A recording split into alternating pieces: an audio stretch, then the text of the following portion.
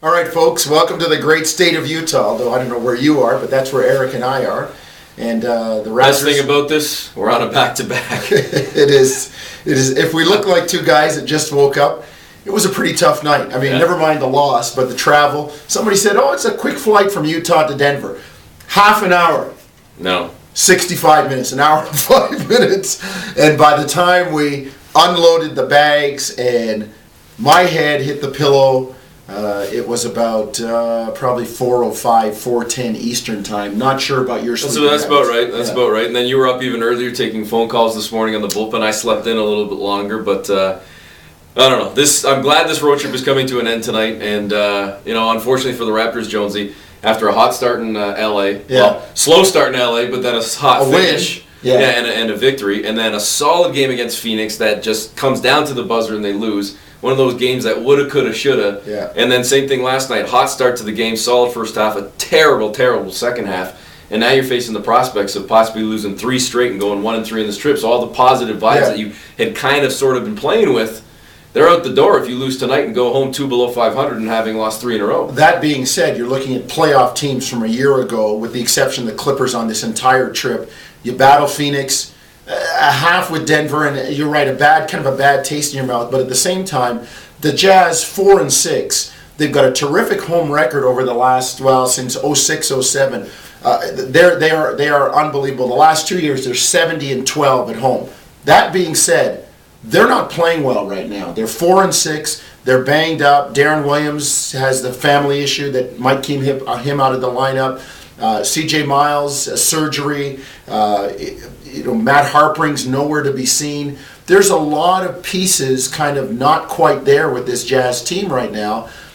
And Toronto could come in and steal a win. Let's see how they react off the back-to-back. But they could end this trip on a positive note, go home 500, and, see what happens with Miami on Friday. Well, if that happens, that'd be nice. It'd be nice to see. Obviously, they could use the victory, and it's a heck of a lot better going home sitting at 500, knowing that first game at home after a long road trip is always a killer. Not just for Toronto. That's not making a built-in excuse for the Raptors. It's always the case with any team in the league. You come back from the West Coast, you get your time and your body adjusted back to the Eastern time zone, and all of a sudden that first game, boom, you seem to get whacked. It happens so often around the league. So Toronto, whether they win or lose tonight, has got to make sure they're ready for Miami. And I know Doug Smith mentioned this in his blog today, and I think it's worth us chatting about quickly here, Jonesy.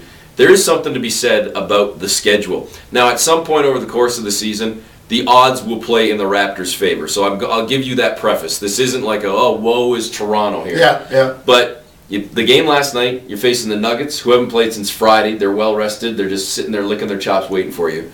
You come into Utah on the back-to-back, a tough West Coast back-to-back, as Jonesy just mentioned, the time and getting in and everything else.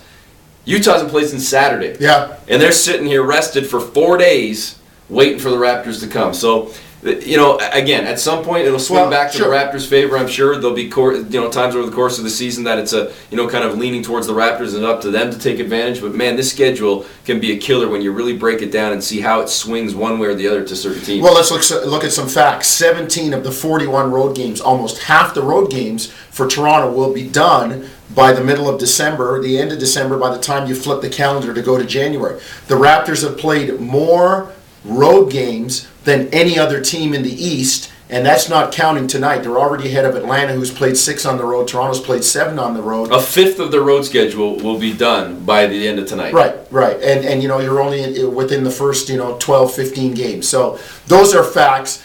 The object for Toronto is to get it going at home once they get back. In 06-07, when they won the division, 30 wins at home. We've said this before. In the last 3 years, the home wins have gone from 30 to 25 to 18, while the road wins have gone 17, 16, 15. Not much difference on the road. You got to take care of business at home. Well, the Raptors have lost 8 straight against the Utah Jazz, so hey, who knows? Maybe you can play the odds and swing it back in your favor. You never know. It's got to change at some point. They got to come out with energy tonight, find it, and see if they can maintain it the entire game.